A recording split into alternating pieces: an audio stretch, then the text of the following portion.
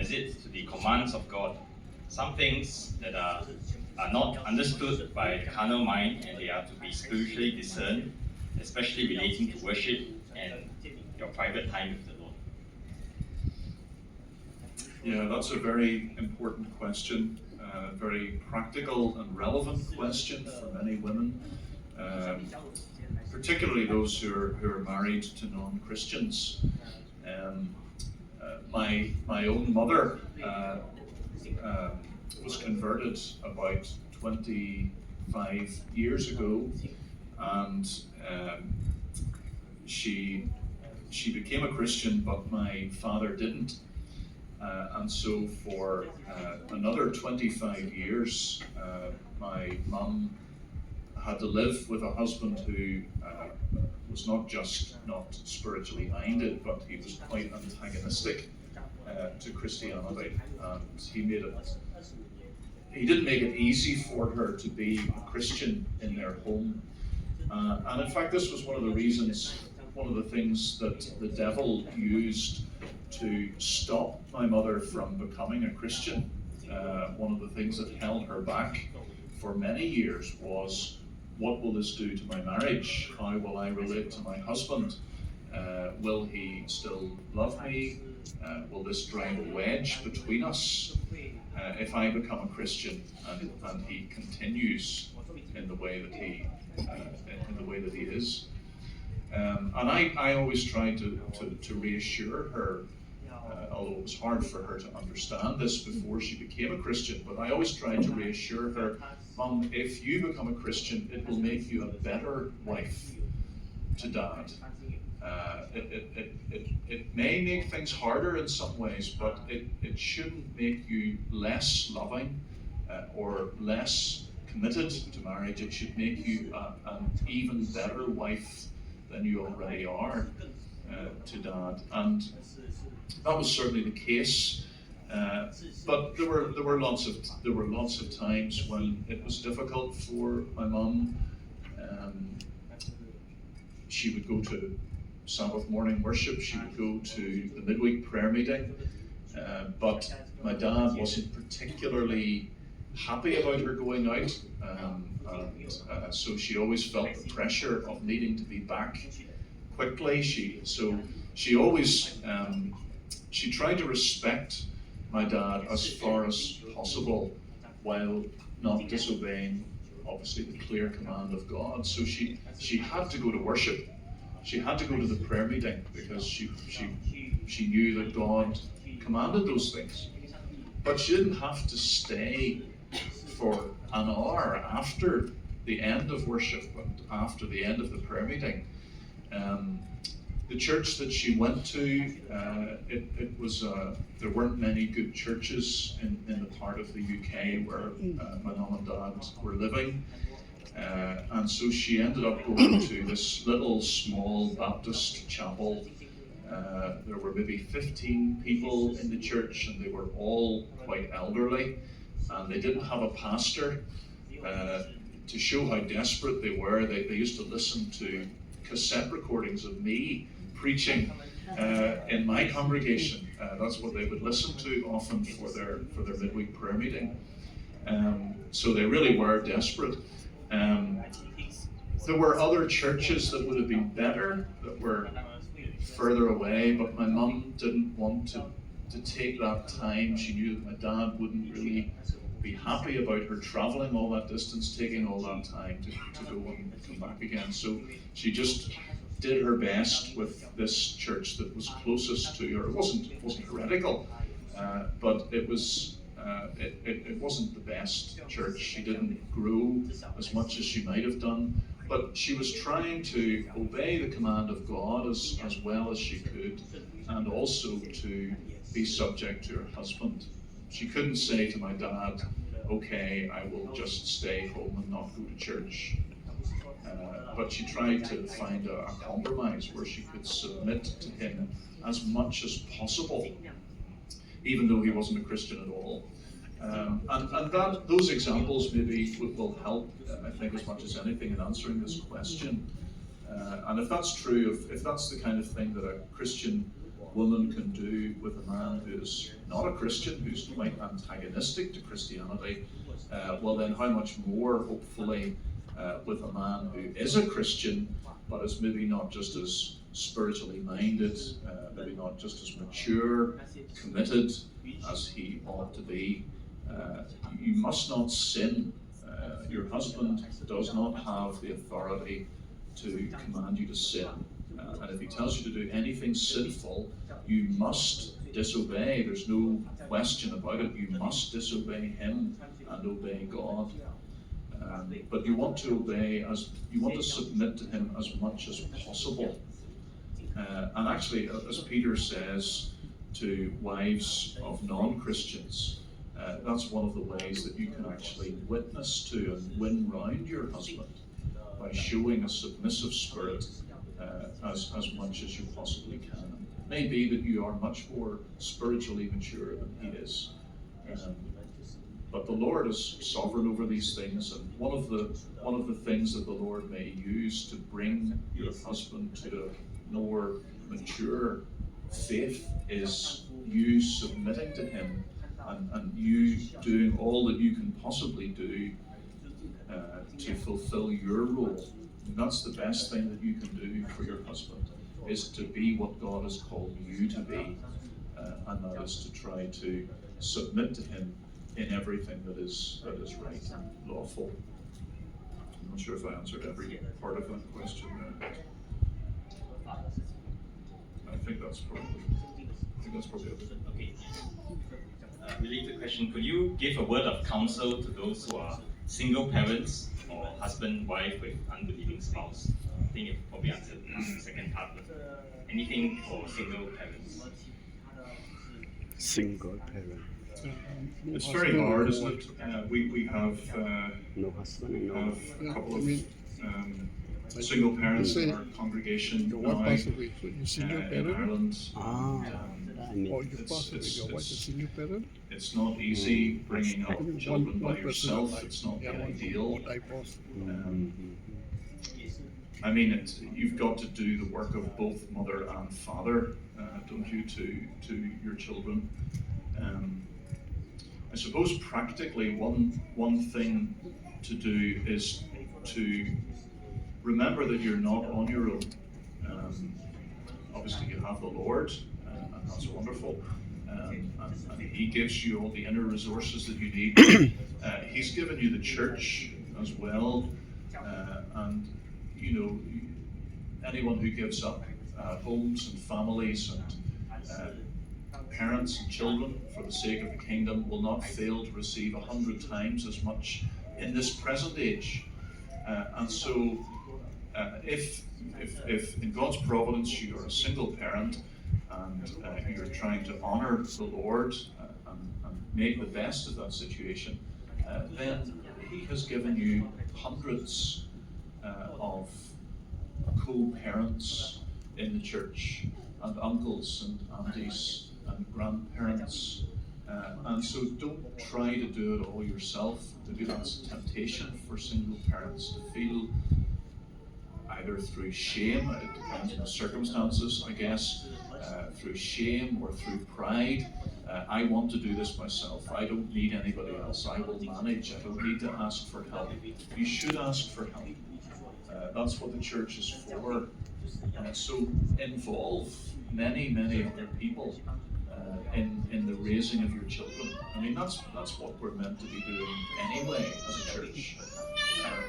Even families where there are two parents, the whole church is meant to be involved in that activity.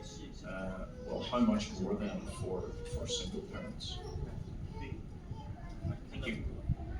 So now we move on to a whole list of questions relating to singleness. First question, and I can't just read this question, I need to rephrase it. It's a bit difficult to understand. So, in light of God's plan for the family, how can we say to those who are single that he or she is a complete human being without being married? Yeah, I mean, the easiest way to answer that question is just to say the Lord Jesus was single. and he was the most complete human being that there has ever been. And he wasn't the only single Christian. The Apostle Paul may well have been married. There's some speculation about that. He may have been married, and then his wife abandoned him when he became a Christian. He says that for Christ's sake he has lost all things. He may have been disinherited. Probably he was born into a wealthy family. There's lots of different clues towards that. So, but he may have also lost his wife as a result of converting to Christianity. Anyway, he may have been married before. He's certainly single when we meet him in the book of Acts. And of course many other notable Christians as well. But the Lord Jesus Christ was the perfect man. There was nothing defective about his humanity. He wasn't in any way an incomplete human being, quite the opposite. And he never had a sexual relationship. He was never married. This is my question. There's no lack at all in him. So, You didn't write properly. for that reason, No. singleness, nobody can ever say that a single person is in any way incomplete. It's not that they have missed out, any more than married people have missed out on the good things that single people are able to enjoy. There are good things and challenging things about both states. Okay. How actively should singles pursue marriage versus being content in this gift? Should dating apps be considered a viable option, assuming that there are no viable eligible candidates in the church? Okay, well, I mean, sorry, can I just see the question? The question at the beginning was, it was sort of drawing a contrast between single people either pursuing marriage or being content with the gift of singleness. And I don't think it's one or the other. I don't think that either you are pursuing marriage or you just are content with your singleness. I think if God has given you the gift of already singleness, answered. then you're called to The be previous one. content in your singleness until you're married. Either But that doesn't mean that you can be complete content as in your human being singleness or not. and still desire to be married. So those who whatever are state gifted we're in, at whether we're singleness. married or single, we're called to be content. If we're widowed, we're called to be content. Whatever our situation is in life, whether it's to do with our marriage status, or the gifts that we have, the other gifts that we have, the education that we've received, the health that we have, well, whatever our circumstances, we are to be content. Like Paul says, I've learned to be content whatever the circumstances. But that doesn't mean that you're not allowed to try to change your circumstances under any circumstances. You know, if you didn't receive a good education at high school for whatever reason, that doesn't mean that you just say for the rest of your life, well, I'm content, you know, and I just don't have a degree, I don't have high school qualifications. There's nothing wrong with being content in that, and yet at the same time trying to get those qualifications. And it's the same, I think, with singleness. God calls you to be content, to accept that this is His will, not to feel like this is a curse from the devil. It's not that it's bad luck or anything like that, but that your Heavenly Father has given you these circumstances. But that doesn't mean that you can't seek a wife or a husband. Paul talks about that in 1 Corinthians 7. He says, you're free to do that. You're free to seek a wife. You're free to seek a husband within certain constraints. You can't just marry anyone. So if you're single, you should certainly be striving every day to be content. And if that's a sin that you struggle with, a sin of envy, a sin of discontent, a sin of unbelief, not trusting that God knows what He's doing in your circumstances, then that's something certainly to make a matter of prayer and to wrestle with and to get counsel from your pastors and from trusted friends. So work at being content, but by all means, you don't have to. It's not that you should feel I am stuck as a single person and I can't ever get married because God has decided that I am single. He's decided that you should be single now, but that doesn't mean that He hasn't ordained that you should get married later on. Maybe it is His will for you to meet someone and marry them within 6 months, or 6 years, or 26 years. So don't feel that you are locked into your circumstances and that you can't take any kind of initiative to change that. You by all means pursue in every legitimate way a husband or a wife. So are dating apps a legitimate way of pursuing a husband or a wife? I've never used them. They weren't around when I met my wife. We started dating when we were 17 years old. We met in high school. We dated for 6 years, and then we got married. So I didn't need them. I don't know what I would have done. It's easy for me to say you shouldn't need these things because I grew up in Northern Ireland, where there were more evangelical churches within 50 miles of Belfast than anywhere else in the world. So there were Christians everywhere. You couldn't swing a cat in Northern Ireland without hitting a Christian. So this was never a problem. But I have since, in travelling to other places, and certainly since going to the Republic of Ireland, where there are hardly any Christians, any evangelical Christians, I understand that it is much harder for people in different settings to meet eligible candidates godly. Because it's not just that you want to marry a Christian. The standard's a bit higher than just any Christian who is a member of the opposite sex, not a blood relative, and not already married.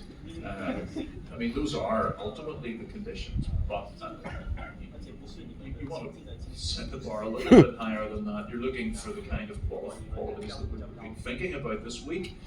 So, what do you do if there aren't any viable candidates? I think dating apps can be a useful way of meeting Christians.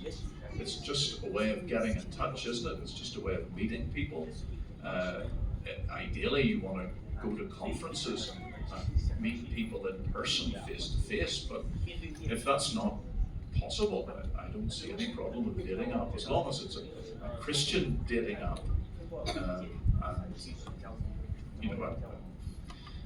There's lots of other safeguards that you would want to build into using a dating app. You want to be able to find out a fair bit about the person. You want to be pretty confident that the app is trustworthy, that people are telling the truth and the things that they post. Obviously, the dating app only takes you so far. It's only really making an introduction, and after that, you've got to meet in person. You've got to find out what the person really like. You're going to need to meet. It's one thing meeting a person from the other side of the world that you really click with and think would be a great marriage partner, but you can't really marry them unless you've had time to spend in the same place, a fair bit of time in the same place, observing them in different situations, finding out how they relate to their family, how they're serving in the church. Don't just go on what they tell you, but to be able to see that. So it certainly wouldn't be wise to just go on the dating app tomorrow, find somebody and get engaged on Monday and marry them on Friday. So the dating app is really just a way of putting people in touch to begin the process of courtship, which needs to be done in person a fair bit, however that works. But there's at least 2 couples in our church at the moment, and 1 couple in a previous church who are happily married today, and they met through a dating app. So I certainly, it has a 100% success rate as far as all the people that I know. Right, what do